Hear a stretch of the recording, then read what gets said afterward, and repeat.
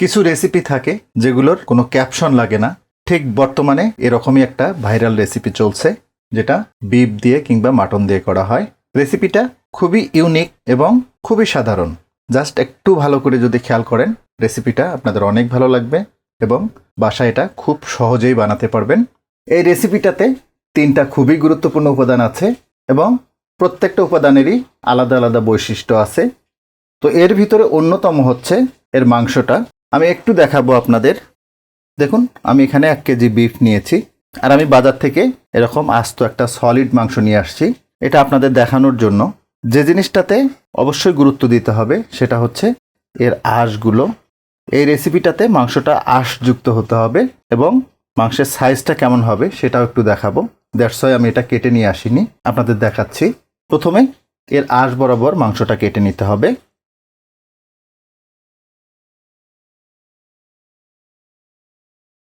খেয়াল করুন, একদম আঁশ বরাবর কেটে নিয়েছি। আর সাইজটা এরকম হবে, এক একটা নিয়ার অ্যাবাউট 200 গ্রাম মতো করে।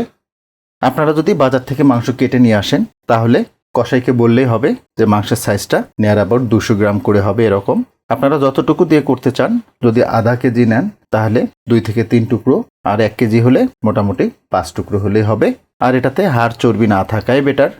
এই তো টোটাল আমি 5টা টুকরো করে নিলাম। মাংসের বাইরে আরেকটা গুরুত্বপূর্ণ উপাদান হচ্ছে মুগ ডাল। আমি এখানে 1 কাপ মুগ ডাল নিয়ে নিচ্ছি। তবে খেয়াল করুন, এই মুগ ডালটা কিন্তু আস্ত মুগ ডাল, সবুজ মুগ ডাল। যদি অথেন্টিকভাবে এই রেসিপিটা করতে চান, তাহলে অবশ্যই এরকম সবুজ মুগ ডালটা লাগবে। আর যদি হাতের কাছে এটা অ্যাভেলেবেল না থাকে, সেই ক্ষেত্রে আমরা যে সমস্ত মুগ ডাল খেয়ে থাকি, দ্যাট মিনস এটা ছাঁটাই করাটা, সেটা দিয়েও করতে পারবেন। তবে চেষ্টা করবেন এরকম সবুজ মুগ ডালটা দিতে। আচ্ছা, আর এই মুগ ডালটা কিন্তু বড় মুদি দোকানেই পাবেন।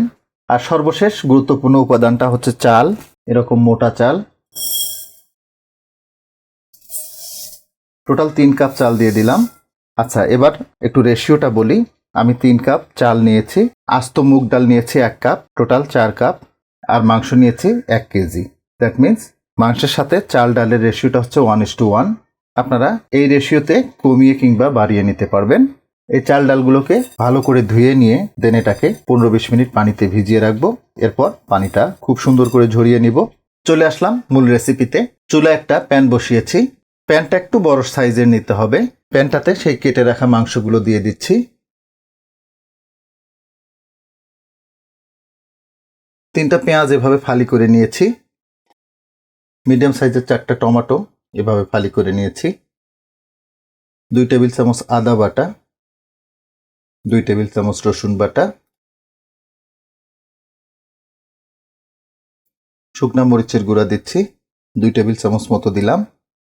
ধনিয়া গুঁড়া দিচ্ছি 1 টেবিল চামচ, লবণ দিচ্ছি 1 টেবিল চামচ, গরম মশলার গুঁড়া দিচ্ছি 1 টেবিল চামচ। গরম মশলার গুঁড়াতে কি কি আছে আমি স্ক্রিনে লিখে দিয়েছি, আপনারা দেখে নিতে পারেন। পানি দিয়ে দিব। 2 লিটার পানি দিয়েছি 1 কেজি মাংসে। ইনিশিয়ালি এটাতে আমি কোনো প্রকার তেল ব্যবহার করছি না। মাংসটাকে এমনভাবে সিদ্ধ করে নিতে হবে যেন মাংসের আঁশগুলো আলাদাভাবে শ্রেড করা যায়। আপনারা চাইলে এটা প্রেসার কুকারেও করে নিতে পারেন, তবে অথেন্টিকভাবে করতে চাইলে অবশ্যই এভাবে পাতিলে রান্না করে নিতে হবে। মিডিয়াম টু লো আছে মাংসগুলোকে অ্যাটলিস্ট 1.5 থেকে 2 ঘন্টা জ্বালিয়ে নিতে হবে। আমি দেখাবো আপনাদের। ঢাকনাটা লাগিয়ে দিচ্ছি, তো চুলাটা জ্বালিয়ে দিচ্ছি। মাংসটাকে প্রায় 2 ঘন্টা মতো জ্বালিয়ে নিলাম। এটা কিন্তু পারফেক্টলি কুকড হয়ে গেছে। একটু দেখাই আপনাদের, খুব সহজে কিন্তু কোষগুলো আলাদা হয়ে যাচ্ছে। শুধু মাংসগুলোকে উঠিয়ে নিব। এখন যে অবশিষ্ট ব্রথটা থাকলো, এটাতে আমরা যে চাল এবং ডালটা শুরুতেই দেখিয়েছিলাম, সেটা অনেকটা সময় পানিতে ভিজিয়ে রেখেছিলাম। এরপরে পানিটা ঝরিয়ে নিয়েছি, দেখুন। তো এটা দিয়ে দিচ্ছি।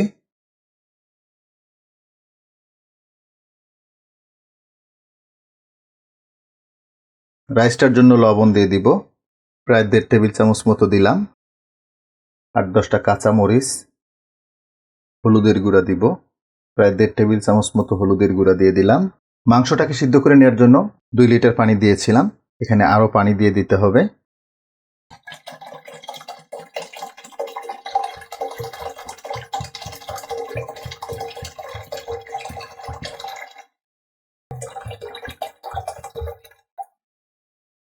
আপাতত 4 লিটার পানি দিয়ে দিলাম।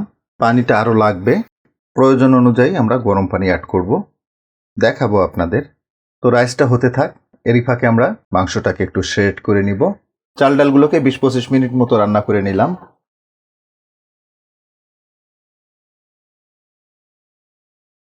চালটা অলমোস্ট সিদ্ধ হয়ে গেছে। বাই দিস টাইম মাংসটাকেও শ্রেড করে নিয়েছি।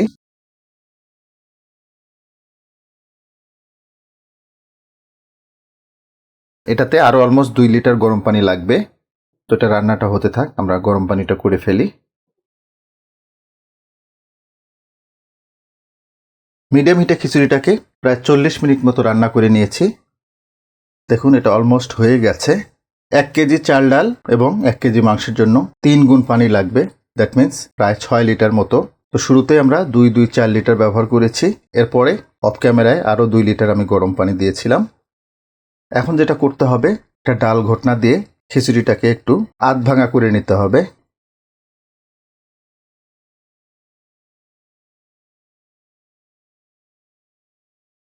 ডাল ঘোটনাটা দিয়ে খিচুড়িটাকে একটু আধ ভাঙা করে নিলাম।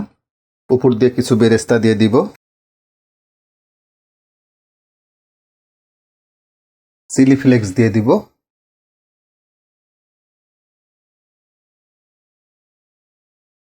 1 টেবিল চামচ জিরার গুঁড়া, 1 টেবিল চামচ গরম মশলার গুঁড়া।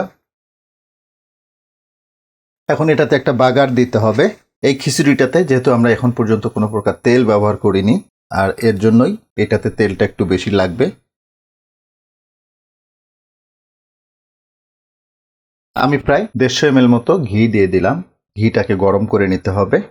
তো চেষ্টা করবেন এই বাগারটা ঘি দিয়ে দিতে, আর যদি হাতের কাছে ঘিটা অ্যাভেলেবেল না থাকে তো সেই ক্ষেত্রে তেলও ব্যবহার করতে পারবেন, কোনো সমস্যা নেই। আপনারা প্রয়োজনে ঘি এবং তেল এটাও মিক্সড করে দিতে পারবেন, তাতে ফ্লেভারটা সুন্দর আসবে। দেখুন ঘিটা খুব ভালোভাবে গরম হয়ে গেছে। তো এখন আমরা এটা খিচুড়িতে দিয়ে দিব।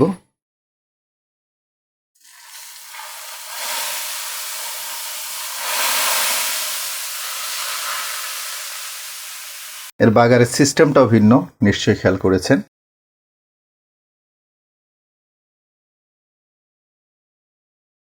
বাগারটাকে খিচুড়িটার সাথে খুব ভালোভাবে মিশিয়ে নিলাম।